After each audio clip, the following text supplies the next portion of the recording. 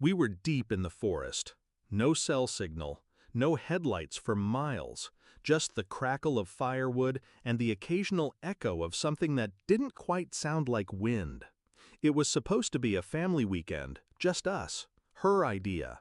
She said we needed to reconnect. I believed her. Then, she left to get more wood, and my son leaned in, voice barely above breath. "Dad, we need to leave, right now." I blinked, laughed at first. Why? He didn't answer, just pointed at the tent. "Let's just leave before she comes back." I turned, walked slowly to the tent flap, pulled it open, and froze. I didn't scream, didn't move, just stared. Then I grabbed him, tight, firm, and walked, fast. We didn't run. Running makes noise. We drove in silence, the kind that builds pressure behind the ribs. He didn't ask questions, neither did I, not yet. At home, the silence didn't end. He slept with the door cracked open that night. I didn't sleep at all. What I'd seen in that tent wasn't just strange, it was wrong. A second sleeping bag, old, worn, not ours. Children's drawings pinned to the inside of the fabric. Names written in marker on paper plates, none of them ours.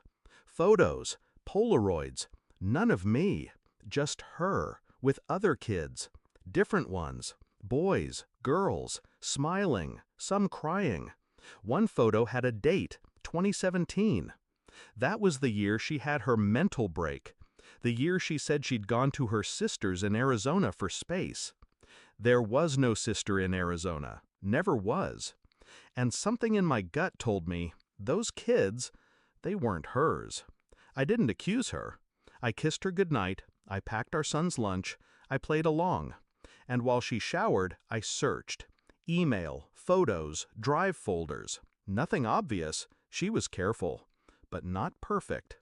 One file tucked deep inside a recycle bin, a document, a background check.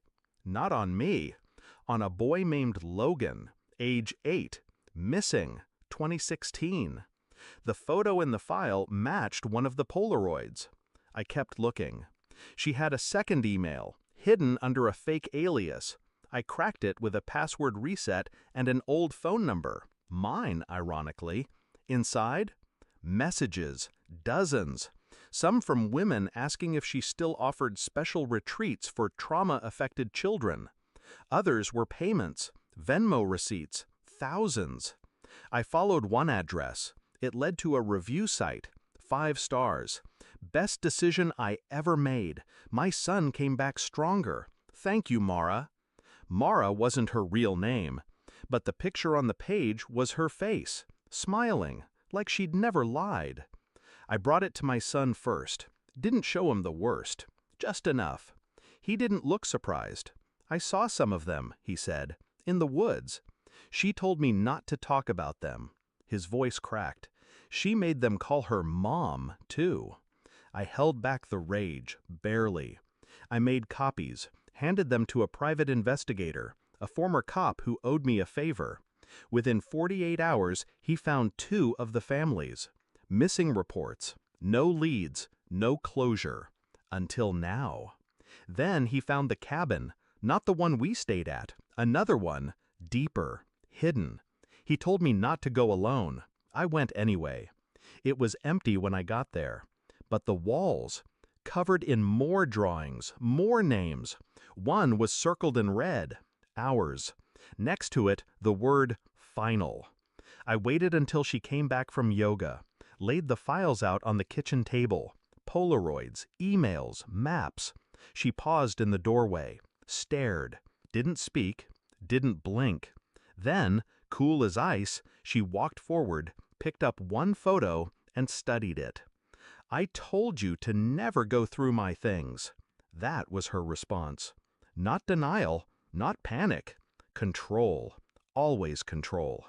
I looked her in the eyes and said one thing. "You're done." Then I nodded to the corner. 2 officers stepped out of the hallway.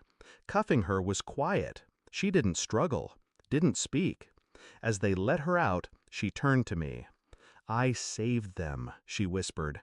A smile cracked through her lipstick. I saved him. I didn't respond, because I knew now she didn't believe she'd done anything wrong. But the law would. I told my son the truth, what I could anyway. He didn't ask for details. He just asked if she was gone for good. I said yes.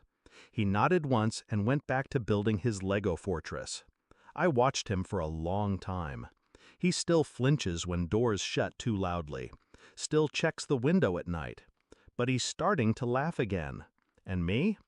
I've learned that monsters don't always come in the dark.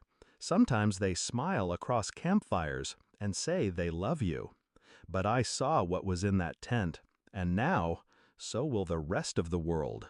She buried her crimes in the woods, but I made sure they were unearthed, and this time, no one will forget what she really was.